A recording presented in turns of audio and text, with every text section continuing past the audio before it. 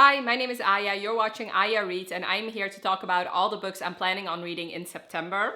So I have a bunch of books on my TBR, and books I'm talking about in this video is about half of the books that I really want to read. So yeah, I have big reading plans. Hopefully I can get to them, but we shall see. I actually have 4 rereads that I really want to get to. Usually 4 is a bit too much for me. Usually I tend to have 3 rereads a month, but yeah, I made an exception this month because I really want to read Wolfsong in October, and I really wanted to reread Wolfsong before then.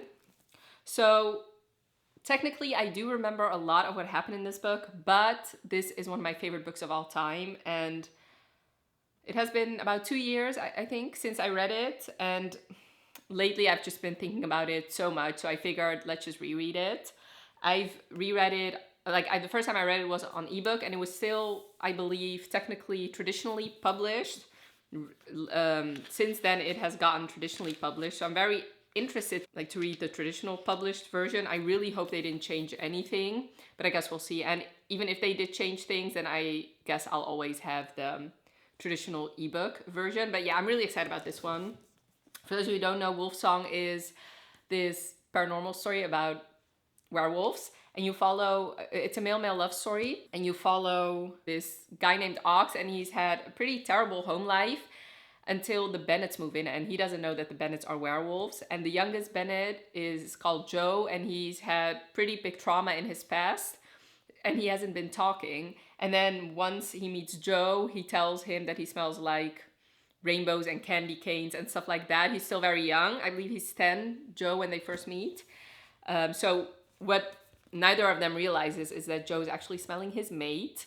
So therein starts a epic love story that spans at least a decade, and it's so good. Obviously, when Joe is 10, nothing romantic happens, but once he grows up, feelings start developing. But then a tragedy strikes the town, and Joe has to leave for years, and that it's just a very heartbreaking but beautiful book. So, and like I said, it's one of my favorite books of all time, so I cannot wait to reread this one. Then I want to continue on with my reread of the Remnant Chronicles. So this is actually the third and final book in the Remnant Chronicles, but I also really want to read Vow of Thieves, or Dance of Thieves, I'm sorry. That is also a reread for me because I've never read Vow of Thieves. So anyway, moving on. This is the third and biggest book in the Remnant Chronicles. It's it's almost 700 pages. I reread Heart of Darkness, Heart of Betrayal, oh my god, in August, and really loved it. I loved it more the second time around, so I'm very excited to see what my feelings are with this third and final book. There are some chunky books on my TBR, and this is definitely one of them. So the Remnant Chronicles, for those of you who don't know, it starts with Kiss of Deception, and you follow a princess named Leah, and on her wedding day, she flees, and then the prince she was supposed to marry, plus an assassin sent to kill her, go after her. And throughout the first half of the first book, you don't know who the prince is, and you don't know who the assassin is. And you basically follow her journey, and it's it starts very small in the first book and only expands and expands. And I'm pretty sure this book is dealing with a all-out war between 3 different kingdoms, and it's such a good series, and I've really been loving my rereads. Then I want to reread The Traitor Queen, which is the second book in the Bridge Kingdom series by her. Cannot tell you a whole lot about it, although the title kind of spoils it a little bit. We follow Aaron and Lara, and yeah, basically in the first book, Lara is a princess, and her father sends her to get married to the king of the Bridge Kingdom, because the Bridge Kingdom is a very valuable kingdom because of their bridge. And basically her father wants to invade, so he basically sends her out to marry him, but really to spy for her kingdom. And you follow her as she realizes that there's more to the story than she's ever been told, that there have been lies told about this kingdom, and she starts falling in love with the kingdom, with its people, and with its king. Really good fantasy romance, and I'm really excited to reread the second book. And then my last reread is Tower of Dawn. This is I call it the 7th book in the Throne of Glass series, but this one doesn't follow Aelin, it follows Kale. I've only read this book once, whereas the other ones I've read twice, except for Kingdom of Ash. The first time I read it, I did love the love story, but I love following Aelin. I always have, and I don't mind other perspectives because obviously in the Throne of Glass series you also get different perspectives, but to have a whole book not with the people I love the most. And Kale has never been one of my favorite characters. But anyway, I really want to reread this one so that I'm like all caught up when I finally reread Kingdom of Ash. So yeah, actually this year, in September, I'm actually going on vacation for about 10 days. 10 or 8? I think 10. So I think I'm going to bring Tower of Dawn with me. That way I know that I'll definitely read it once I'm there. Now for all the other books that are not rereads, I really want to read King of Scars because this has been on my TBR for the entire year. I actually reread the Shadow and Bone trilogy and the Six of Crows duology to get ready for this book, and I still have not read it. Like I cannot even tell you. Like I think at least since March it has been on TBRs, and I still have not gotten to it. So I'm putting it on this TBR to force myself to finally read it. I love the Grisha world, especially Six of Crows. I really love, and I love Nikolai. But I just have heard so many mixed things about the King of Scars duology that it just, I kept putting it off and putting it off, but I really want to read it because like I said, I do love Zoya and Nina and Nikolai, and you follow all three of them in this duology. So I'm very excited. And like I said, definitely going to be a high priority for this month. There are a couple books I really want to read to finish off some series. The first one is The Sanctuary of Kings.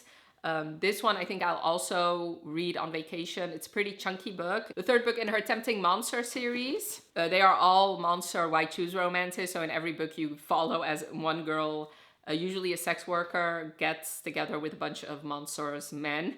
And this is no exception, except in this story we follow this girl who has been taken against her will to become a sex worker by the bad guy, the overall bad guy of the series. So very interested to see how that dynamic is going to play out. Obviously, she's going to have some trauma associated with that. Really excited about this one. Next, I really want to read The Heart Principle by Helen Huang.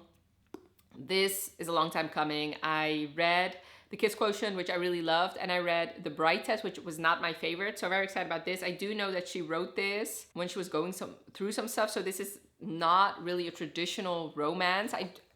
I'm pretty sure it does have an HEA, but it definitely revolves more, it's more like women's fiction-y, and that is just not really my favorite. So I think that is one of the reasons why I put it off so long. But I do know that I love Kwan, so I'm very excited to read his story. And actually I don't really know what this is about, but I do know that it's the third book and last book in a series that I overall really enjoy. And the last of the books where I will be finishing series then, that made no sense. Okay, so the last book in this category where I'm actually going to be finishing series is The American Roommate Experience. Once again, has been on a couple TBRs of mine. So this is loosely, I think, connected to the Spanish Love Deception. I believe you follow the cousin of the female character in the Spanish Love Deception. I don't know what this is about, and I don't care. I did really love the Spanish Love Deception, and it finishes off a series, which I'm very excited about. If it's gonna be roommates falling in love, then sign me up because that is one of my favorite tropes. For a vlog, I'm definitely gonna be reading The Strange and Beautiful Sorrows of Ava Lavender. I'm gonna be reading more books, but I'm just putting this one on this TBR. This is a vlog of me reading books that I bought 9 years ago, and I did a video reacting to that book haul, so I'll leave that linked for you. But yeah, this one was one of the books that I hauled in that video and I've never read. This, even though I have not read it yet, I've always been intrigued by it. It is a magical realism story about this girl with wings, and I believe every woman in her family has wings, and I think maybe it's, yeah, I believe you read about these women too, not just Ava. And I heard that it's just a beautiful written book, so I'm very excited about this one. The next two series I'm going to talk about is If I Have Time. And the first one is actually the Dreamland Billionaires series. So I recently bought this series, and this just has been so hyped. The first one being Fine Print. Basically, you follow these 3 billionaires, 3 brothers, and I think their grandfather founded this Disneyland type place, and he left them all instructions in his will to complete before they get a part of his inheritance. And I've just been hearing amazing things about it, even though billionaires are really not one of my favorite things to read about. Since it is so hyped, I will give it a chance. So hopefully I'll get to the first book and maybe the second book. That would be amazing. And if not, I'll definitely read the first book in September and then maybe the second book in October if I have time. But yeah, really excited about it. I don't think I'll get to final offer before November, but I guess we'll see. And then last, I really want to continue on with the Nashville Neighborhood series by Nikki Sloan. So I read The Frat Boy, which was the 4th book, but I never read the first 3 books. So if I have time, I really want to read The Doctor, maybe even read more than The Doctor. The Doctor is actually a ex-boyfriend's dad trope, which once again, not my favorite.